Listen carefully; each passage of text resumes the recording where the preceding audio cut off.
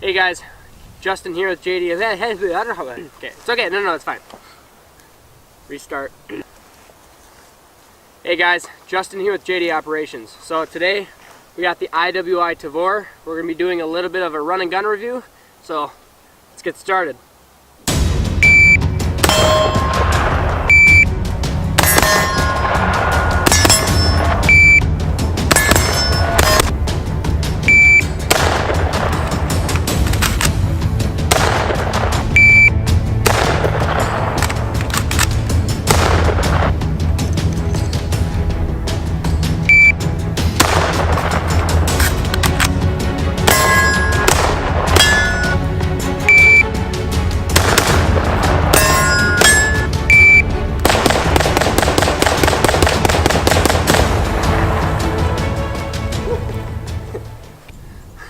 Alright, the IWI Tavor. Now that we're warmed up a little bit. So this is an Israeli bullpup rifle, and we'll get into the features of it a little bit later and talk about that. But we'll just kind of give you a little bit of an overview of the history of the company that makes this rifle. So IWI was founded in 1933, and it was actually founded as IMI, which is Israeli Military Industries. And it was not until the 50s that they started a long-term collaboration with the IDF, which is the Israeli Defense Force, to produce the most advanced small arms that they could for their military. And it was actually not until 2005 that IMI privatized their small arms division, which created IWI, which stands for Israeli Weapon Industries. So this rifle was actually first issued to the IDF in 2002 and is used in the military to this day. This company, IWI, is actually, they're very well known even in America for a lot of iconic guns like the Uzi and the Galil and the Tavor and now even the X95. So this gun in particular, Tavor, it was actually not available in the United States until 2013 due to import restrictions and things like that. So we'll just kind of go over some of the features of the gun. It's a very interesting little rifle. So for those of you who may not know, a bullpup rifle is a rifle that has the action starting behind the grip. So all the chamber, the magazine, everything, the barrel actually starts behind where your hand sits on the grip. So it's a lot closer to your shoulder, which gives you a lot longer barrel length. So this is actually a full 16-inch barrel, because for a legal rifle, it cannot be shorter than 16 inches, because a short-barreled rifle is an NFA item. So this has actually a full 16-inch barrel, which is actually pretty phenomenal, because you look at the overall length of it, it is tiny. And so yeah, it's a pretty remarkable system, and they've been around for quite a long time, from the Steyr AUG back in like the 70s and 80s, and a lot of others. But so we'll just kind of go through a couple of features. So starting up front here, this is, I believe, I don't know if it's a Lantac compensator or some sort of aftermarket compensator. And actually, this is an aftermarket rail. I really like this, actually. So this is a Midwest Industries rail, key mod rail, with an integrated flashlight, and I really like that idea. However, the only caveat to it, unfortunately, is that whenever you have to change the batteries on this, you got to take the whole rail off. Not crazy about that part of it, but really good designing on Midwest Industries' part. So kudos to them. So moving a little bit farther back, we have the charging handle. So I am a huge fan of side charging handles. So this is kind of like a 45-degree charging handle, but I am a huge fan of side charging handles, such as like the AK-47, the SCAR 17, or the SCAR rifles, period.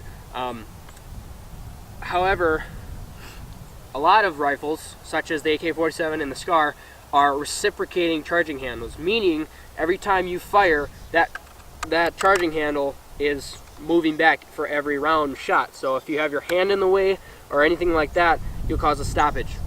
So not a fan of that. So with rifles such as the AR-15, where the charging handle is back here, it's a non-reciprocating charging handle, meaning every time you fire, it stays stationary. So for this one, this is a 45 degree, but it's pretty much a side charging handle, and it is non-reciprocating, and I love that. So every time it fires, this handle here, this bolt, this charging handle does not move at all. So I really like that. So good job on Tavor on IWI for creating that on this. And so we also, and this is a fully ambidextrous gun, so this charging handle can actually be moved to the right side here for lefty shooters such as myself. And it's just a 45 degree rail right here. And then moving a little bit farther back, we have the trigger.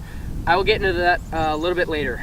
And then we have the safety here, also ambidextrous. You can switch it to either side. And then we have the magazine release, which is naturally ambidextrous, both sides, and the bolt release, bolt catch, bolt release right here. And there are sling points throughout. You can also switch which side the sling point goes on, which I do not have a sling set up for this. This is actually not my rifle. This is being borrowed to me, so thank you, Ryan. Appreciate it. So there's only so much I can really modify in this rifle. However, there's a lot of features to it if this was your personal rifle that you could do to it. And it's got a rail on top. It's also got integrated flip-up irons if that's what you want. And then also back here, another interesting about this Israeli technology is there's a little bolt here that if you have a special tool you can use and swap out the barrel, like a quick change barrel system. I know there's a lot of other American-made companies that do that, but on these style rifles, can come in really handy for switching out, swapping out any kind of barrel you want. So really cool idea with that.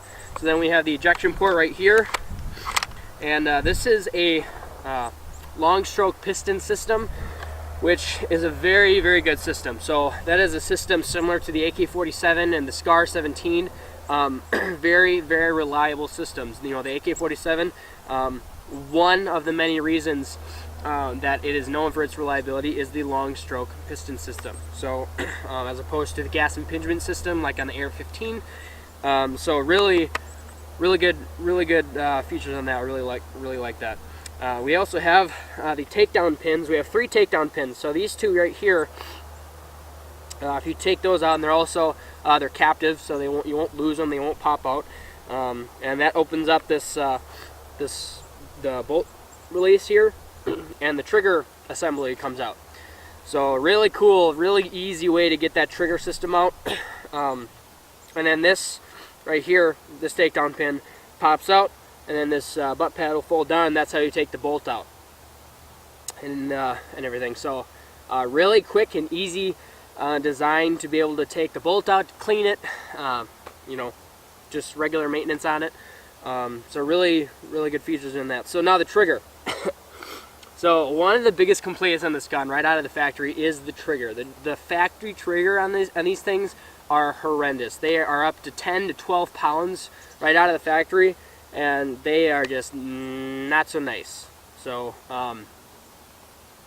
and I've felt it. It's not nice at all. So this particular rifle has the IWI Tavor trigger, which is phenomenal, absolutely phenomenal. And I'm really glad that IWI makes them. I mean, they've been making them for a while now.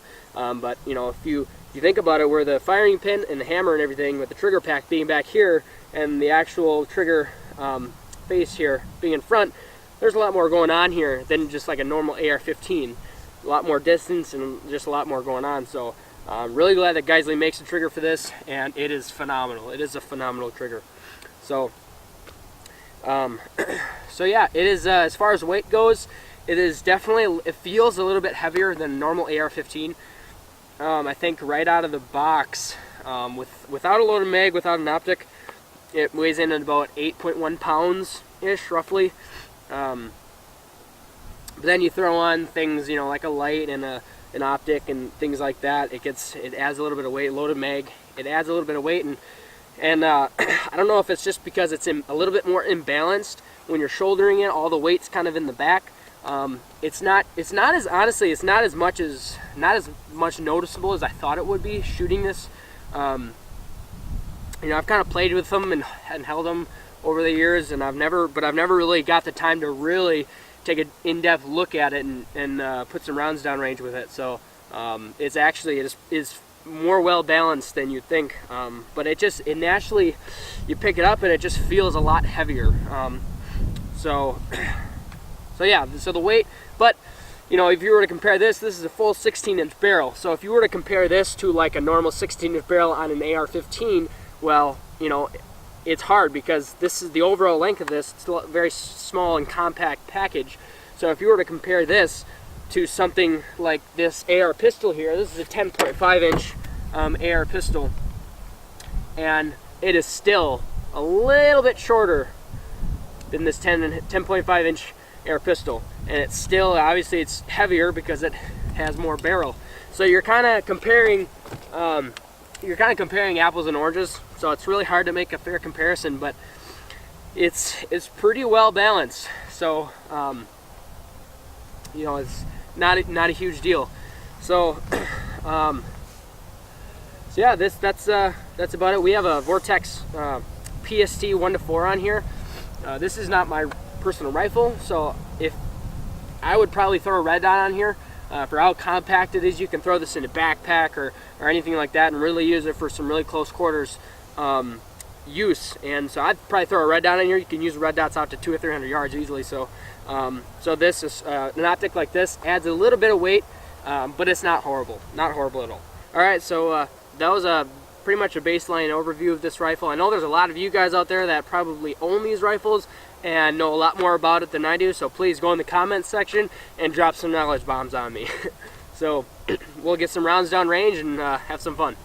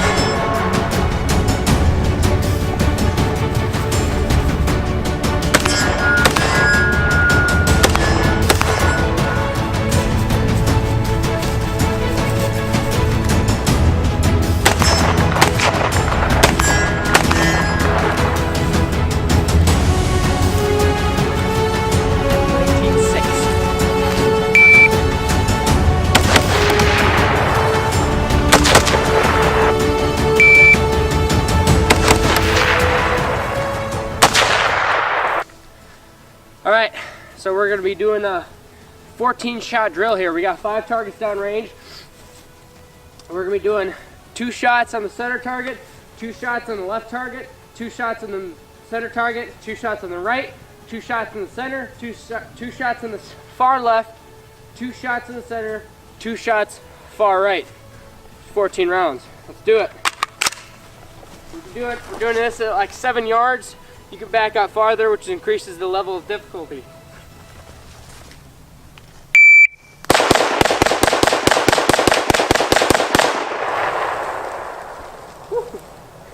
Guess I only had 13 rounds in that mag.